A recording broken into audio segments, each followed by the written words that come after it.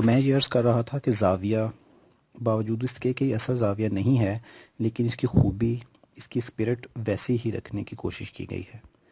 Spirit سے یاد آیا کہ اورنگزیب عالمگیر کے دربار میں ایک بہروپیہ آیا اور اس نے کہا، باوجود اس کے کہ آپ رنگ و رامش گانے بجانے کو برا سمجھتے ہیں شہنشاہ معظم، لیکن میں فنکار ہوں اور ایک فنکار کی حیثیت سے آپ کی خدمت میں حاضر ہوا ہوں، اور میں بہروپیہ ہوں۔ میرا نام کندن بہروپیہ ہے، اور میں ایسا بہروپ بدل سکتا ہوں کہ شہنشاہ معظم، جن کو اب اپنی تبحر علمی پر بڑا ناز ہے، دھوکہ دے سکتا ہوں، اور میں غچہ دے کر بڑی کامیابی کے ساتھ نکل جاتا ہوں۔ اورنگزیب عالمگیر نے کہا، یہ بات توضیع اوقات ہے، میں تو شکار کو بھی کار بیکار سمجھتا ہوں۔ یہ تم جو چیز میرے پاس لائے ہو اس کو میں کوئی اہمیت نہیں دیتا۔ اس نے کہا، نہیں صاحب، ہاتھ کنگن کو آرسی کیا، آپ اتنے بڑے شہنشاہ ہیں اور دانش میں اپنا جواب نہیں رکھتے، میں بھیس بدلوں گا، آپ پہچان کر دکھائیے۔ تو انہوں نے کہا، منظور ہے۔ اس نے کہا، حضور آپ وقت کے شہنشاہ ہیں، اگر تو آپ نے مجھے پہچان لیا تو میں آپ کا دینے دار ہوں، لیکن اگر آپ مجھے پہچان نہ سکے اور میں نے ایسا بھیس بدلا تو میں آپ سے 500 روپیہ لوں گا۔ ظاہر ہے اس وقت 500 روپے بہت ہوں گے۔ شہنشاہ نے کہا، ٹھیک ہے، 500 میرے لیے کچھ نہیں ہے، منظور ہے، جاؤ۔ تو وہ شرط طے کر کے چلا گیا، اور پھر سوچنے لگا، گھر جا کر بھی پریشان ہوا کہ میں شیخی میں ایسی شرط بد کر آیا ہوں، میں کون سا ایسا روپ بدلوں کہ بادشاہ کو پتہ نہ چلے۔ پھرتا پھراتا تحقیق و تفتیش کرتا رہا، لوگوں سے پتہ چلا اورنگزیب عالمگیر ساؤتھ انڈیا میں مرہٹوں پر اور بہمنی سلطنوں پر اکثر حملے کیا کرتا تھا۔ انہوں نے کہا، یہ سال چھوڑ کر اگلے سال پھر ان پر حملہ کرے گا۔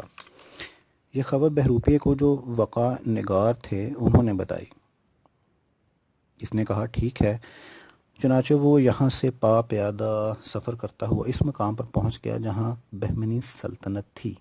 وہاں جا کر اس نے ایک بزرگ کا روپ دھارا، داڑھی بڑھا لی، سبز کپڑے پہن لیے، بڑے بڑے من کے گلے میں ڈال لیے، اور اللہ کی یاد میں ایسا مستغرق ہوا کہ بڑی دیر تک، بہت دور تک لوگوں کو اپنے سحر میں مبتلا کرتا رہا۔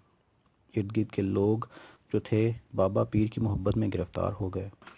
لوگ آنے لگے اور طرح طرح کے چڑھاوے چڑھانے لگے، جیسا کہ ہمارے یہاں کا رواج ہے۔ دور دور تک اس کا نام آنے لگا، لیکن وہ بڑی استقامت کے ساتھ سال بھر اس ریاضت میں مصروف رہا جو بزرگ کیا کرتے تھے۔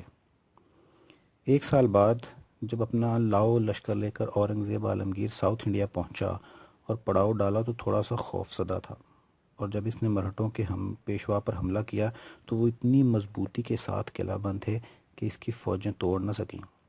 پریشانی کا عالم ہو گیا اور یقین ہو گیا کہ شاید اس کو ناکام لوٹنا پڑے اور اس کی حکومت پر برا اثر پڑے۔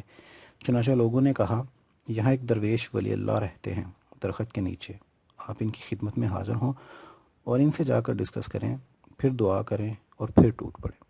شہنشاہ پریشان تھا، بیچارہ بھاگا بھاگا گیا ان کے پاس، سلام کیا اور کہا، حضور میں آپ کا خدمت گزار ہوں۔ انہوں نے کہا، ہم فقیر آدمی ہیں، ہمیں ایسی چیزوں سے کیا لینا دینا؟ شہنشاہ نے کہا، نہیں، عالم اسلام پر بڑا مشکل وقت ہے، جیسا کہ انسان بہانے کیا کرتا ہے، آپ ہماری مدد کریں۔ میں کل اس قلعے پر حملہ کرنا چاہتا ہوں۔ تو فقیر نے فرمایا، نہیں، کل مت کریں، پرسوں کریں، اور پرسوں نماز ظہر۔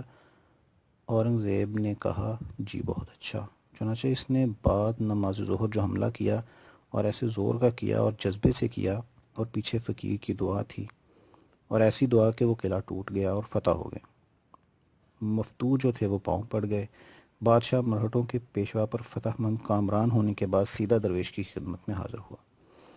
باوجود کہ وہ ٹوپیاں سی کے اور قرآن لکھ کر گزارا کرتا تھا، لیکن سبز رنگ کا بڑا سا امامہ پہنتا تھا، بڑے زمرد اور جواہر لگے ہوتے تھے۔ اس نے جا کر امامہ اتارا اور کھڑا ہو گیا، دست بستہ کہ حضور یہ سب کچھ آپ ہی کی بدولت ہوا ہے۔ اس نے کہا، نہیں، جو کچھ کیا اللہ نے کیا ہے۔ انہوں نے کہا کہ آپ کی خدمت میں کچھ پیش کرنا چاہتا ہوں حضور۔ درویش نے کہا، نہیں، ہم فقیر لوگ ہیں۔ اس نے کہا کہ 2 پرگنے کی معافی، 2 بڑے قصبے، اتنے بڑے جتنے آپ کی اوکاڑ اور پتوں کی ہیں، وہ ان کو دیتا ہوں، اور زمین اور آئندہ 5-7 پشتوں کے لیے ہر طرح کی معافی۔ اس نے کہا، بابا یہ ہمارے کس کام کی ہیں ساری چیزیں، ہم تو فقیر لوگ ہیں، تیری بڑی مہربانی۔ اورنگزیب نے بڑا زور لگایا لیکن وہ نہیں مانا اور بادشاہ مایوس ہو کے واپس آ گیا۔ اس نے اپنے تخت کے اوپر متمکن ہو کر ایک نیا فرمان جاری کیا۔ جب شہنشاہ فرمان جاری کر رہا تھا، عین اس وقت کندن بہروپیہ اس طرح منکے پہنے آیا۔ شہنشاہ نے کہا، حضور آپ یہاں کیوں تشریف لائے؟ آپ مجھے حکم دیتے، میں آپ کی خدمت میں حاضر ہوتا۔ کندن نے کہا، نہیں شہنشاہ معظم، اب یہ ہمارا فرض تھا، ہم آپ کی خدمت میں حاضر ہوتے تو جناب علی میں کندن بہروپیہ ہوں، میرے 500 روپے مجھے عنایت فرمائیں۔ اس نے کہا، تم وہ ہو؟ اس نے کہا، ہاں وہی ہوں جو آج سے 1.5 برس پہلے آپ سے وعدہ کر کے گیا تھا۔ اورنگزیب نے کہا، مجھے 500 روپے دینے میں کوئی اعتراض نہیں ہے، میں آپ سے یہ پوچھتا ہوں، جب میں نے آپ کو 2 پرگنے اور 2 قصبے کی معافی دی، جب آپ کے نام اتنی زمین کر دی، جب میں نے آپ کی 7 پشتوں کو یہ رائے دی کہ وہ اس میری مملکت میں جہاں چاہیں جس طرح چاہیں رہیں، آپ نے اس وقت کیوں انکار کر دیا؟ یہ 500 روپیہ تو کچھ بھی نہیں۔ اس نے کہا، حضور بات یہ ہے کہ جن کا روپ دھارا تھا ان کی عزت مقصود تھی، وہ سچے لوگ ہیں، ہم جھوٹے لوگ ہیں، یہ میں نہیں کر سکتا کہ روپ سچوں کا دھاروں اور پھر بے ایمانی کروں۔ تو خواتین و حضرات، میں یہ عرض کر رہا تھا کہ ہمارا یہ زاویہ 2 نمبر ہی صحیح، بے شک بہروپ ہی صحیح، تو آپ دعا کریں اس میں کچھ ایسی باتیں، کچھ ایسے مسئلے، کچھ ایسی پیچیدگیاں، کچھ ایسے بوجھ دور ہوتے رہیں جو کسی اور طرح سے نہیں ہو پاتے۔ شکریہ دوستوں، امید ہے آپ کو یہ ویڈیو بہت پسند آئی ہوگی۔ مزید اچھی ویڈیوز کے لیے میرے چینل کو سبسکرائب کرنا مت بھولیے گا۔ شکریہ۔